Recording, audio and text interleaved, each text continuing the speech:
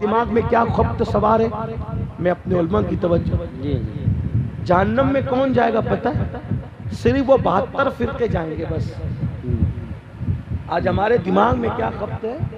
جہنم میں صرف 72 فرقے جائیں گے، اور ہم لوگ سنی ہے نا، زنا کرے، شراب پیے، چوری کرے، جھوٹ بولے، بیوی کو مارے، ماں باپ کو دھکا دے، کچھ بھی، ہم جنتی میں جائیں گے۔ یہ جنت لکھا، وہ 72 فرقے جہنم میں جائیں گے، یہ بات صحیح ہے، اس میں مجھے کوئی اختلاف نہیں، لیکن یہ جو آپ کا خبط ہے کہ ہم کچھ بھی کریں جنت میں جائیں گے، یہ دھوکہ ہے، بے شک بہت بڑا دھوکہ ہے۔ یہاں امام المتکلمین علامہ نقی علی خان پہنچ کر کے بہت بڑی بات کہتے ہیں، فرمایا یہ فکر رکھنے والے یہودیوں سے بھی 2 قدم آگے نکل گئے۔ مطلب یہودی تو بس اتنا کہتے تھے کہ ہم کچھ بھی کریں گے، چند دن جہنم میں رہیں گے پھر جنت میں چلے گئے، یعنی ان کو یہ تھا کہ ہم چند دن جہنم میں رہیں گے، لیکن یہ میری قوم ایسی کنفرم جنت لے کر کے آئی ہے کہ کچھ بھی کرو، کلمہ یاد نہیں پھر بھی یہ جنتی ہے، غسل نہیں پھر بھی یہ جنتی ہے، وضو کا ڈھنگ نہیں پھر بھی یہ جنتی ہے، پوری زندگی نماز پڑھنا نہیں سیکھا پھر بھی جنتی ہے۔ تم بھی دھوکے میں ہو، اور اگر آپ کے اسٹیج سے ایسے پاپیوں کو کوئی جنت بانٹ رہا ہے تو اللہ کی عدالت میں وہ بھی جواب، بے شک بے شک بے شک، حق نماز چھوڑ کے جنتی ہو۔ اور پھر تمہارے پاس کچھ ایسے پیر فقیر آتے ہیں جو کہتے ہیں ارے ہم ہیں نا، ہم ہیں نا، تجھے کیا پڑی ہے، ہم بچا لیں گے۔ میں کہتا ہوں یہ بات کسی اللہ والے نے کبھی نہیں، جی بے شک بے شک، یہ بات اللہ کے رسول نے خود نہیں فرمائی، اللہ کے رسول نے خود نہیں فرمائی کہ جو چاہو کرو میں بچا لوں گا، بلکہ حضور نے اپنے خاندان کے لوگوں سے، حضور نے اپنے خاندان کے لوگوں سے کہا اے بنو ہاشم، حضور اپنے خاندان والوں سے کہا اے بنو ہاشم، عمل کرنا، عمل، کہیں ایسا نہ ہو کہ دوسرے لوگ عمل لے کر آئے اور تم صرف نسب لے کر آؤ، جس کو عمل نے پیچھے کر دیا اس کو نسب کبھی آگے نہیں کر سکتا۔ اللہ اللہ، حضور نے اپنے خاندان والوں کو نصیحت فرمائی، اور آج ہم صرف لوگوں کی چاپلوسی کی خاطر لوگوں کو بھی دھوکہ دے رہے۔ اب ان کو دیکھو مفتی سلیم کو، یہ اللہ والے، ان کو دیکھو جنتی ہو جاؤ گے، یہ دیکھو ان کو یہ جنتی ہو جاؤ گے، پاگل ہوئے ہو؟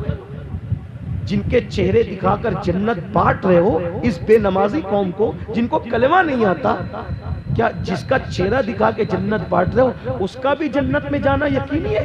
ہائے ہائے ہائے، بے شک، اس کے ایمان پہ خاتمے کی کیا گارنٹی ہے؟ صحیح بات، غوث اعظم روتے ایمان پہ خاتمے کے لیے، بے شک، سرکار غوث پاک جس کی ٹھوکر سے مردے زندے ہوئے وہ روتے ایمان پہ خاتمے کے لیے، غریب نواز روتے ایمان پہ خاتمے کے لیے، اور آج ہم اتنے بے باک۔ ہمارے گھروں کا حال یہ ہے کہ گھر کی فریج میں شراب رکھی ہوئی ہے اور ہماری جنت ہی نہیں جاتی۔ اسی لیے غالب نے کہا تھا رند کے رند رہے ہاتھ سے جنت نہ گئی۔ میرے بھائیوں بدلو اپنے آپ۔ اور علماء جب نصیحت کرتے تو لوگ ہنستے ہیں، جمعہ کے دن کیا کریں گے، ارے مولانا تو بہت لمبی تقریر کرتے ہیں یار، چھوڑ ابھی کیا جانا، ابھی بولیں گے اس سے بچو اس سے بچو، یہ مت کرو وہ مت کرو۔ علماء سے دور رہنے والوں، تمہاری سب سے بڑی تباہی کی وجہ علماء سے دور رہے۔ بے شک، سرکار غریب نواز فرماتے ہیں ہمارے دور میں ایک شخص مرا، تو جب اس کو اس کی قبر میں رکھا گیا تو اس کا منہ قبلے کی طرف کرتے تھے تو اس کا منہ قبلے کی طرف نہیں ہوتا تھا، اللہ، لوگ کرتے تھے پھر جاتا تھا، پھر کرتے تھے پھر جاتا تھا۔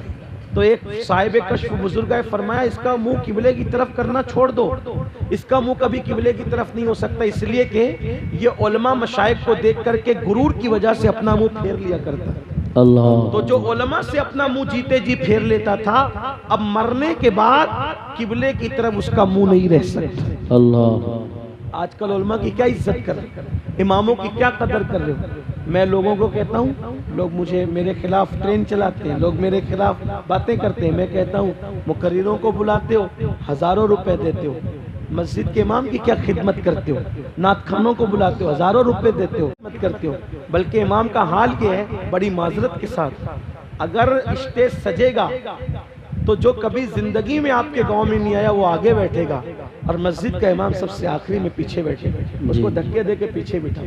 جو اللہ کے یہاں آپ کے آگے کھڑے رہتا ہے وہ آپ کے اسٹیج پہ پیچھے پڑا، اللہ، یعنی اماموں کی کوئی قدر ہی نہیں، کوئی اہمیت ہی نہیں۔ مسلمانوں حق تلفی نہ کرو، کسی کی حق تلفی نہ کرو، نہ امام کی کرو، نہ بیوی کی کرو، نہ بچوں کی کرو، نہ ماں باپ کی کرو، بلکہ ماں باپ کے معاملے میں بھی لوگوں کا حال یہ ہو گیا ہے سب کی خدمت کریں گے۔ ابھی یہ دیکھو تقریر چالو ہے، نذرانہ لا کر کے دے رہے ہیں، اللہ آپ کو برکت دے، کوئی غرور گھمنڈ کی بات نہیں، اللہ آپ کو برکت دے، اچھی بات ہے لا کے دے رہے، لیکن یہ جتنا ہم لوگوں کو لا کے دیتے ہو اس سے کم بھی کبھی اپنے ماں باپ پہ خرچہ کرتے ہو؟ اگر کرتے ہو تو ہم کو دینا فائدے مند ہے، ورنہ ماں باپ دوا کے لیے تڑس رہے ہیں، ماں باپ تڑپ رہے ہیں، ماں باپ کو جھڑکیاں دے رہے ہو، ماں باپ کو دھکے دے رہے ہو، ماں باپ کو گھور کے دیکھ رہے ہو۔ یہ تمہارے اور میرے نبی نے فرمایا جس نے اپنے ماں باپ کا دل دکھایا جب مرے گا تو اس کی زبان پہ کلمہ جاری نہیں ہوگا۔ اللہ اکبر۔ چاہے ہر سال حج کرتا ہو، چاہے ہر سال عمرہ کرتا ہو، مرے گا تو زبان پہ کلمہ نہیں آئے گا۔ ڈرتے کیوں نہیں؟ مرنا ہے، کامیاب مرنا ہے، جنتی ہو کے مرنا ہے۔ تو یہ سب باتوں سے توبہ کرو، بدلو اپنے آپ کو۔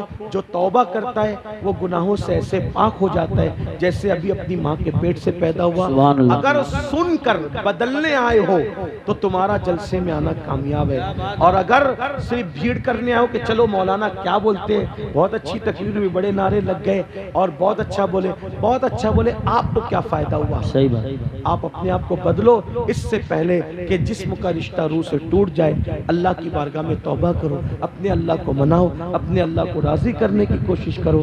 گفتگو کے درمیان اگر مجھ سے کوئی غلطی ہو گئی ہو، اللہ کی بارگاہ میں میں بھی توبہ کرتا ہوں، اللہ تعالی ہم سب کو معاف فرمائے۔ استغفر اللہ ربی من کل ذنب واتوب الیہ، لا الہ الا اللہ محمد الرسول اللہ۔ کلمہ پڑھتے رہا کرو، میرے آقا فرماتے ہیں جو کلمہ پڑھتا ہے وہ گناہوں سے ایسے پاک ہو جاتا ہے جیسے ابھی اپنی ماں کے پیٹ سے پیدا ہوا۔ السلام علیکم ورحمۃ اللہ وبرکاتہ۔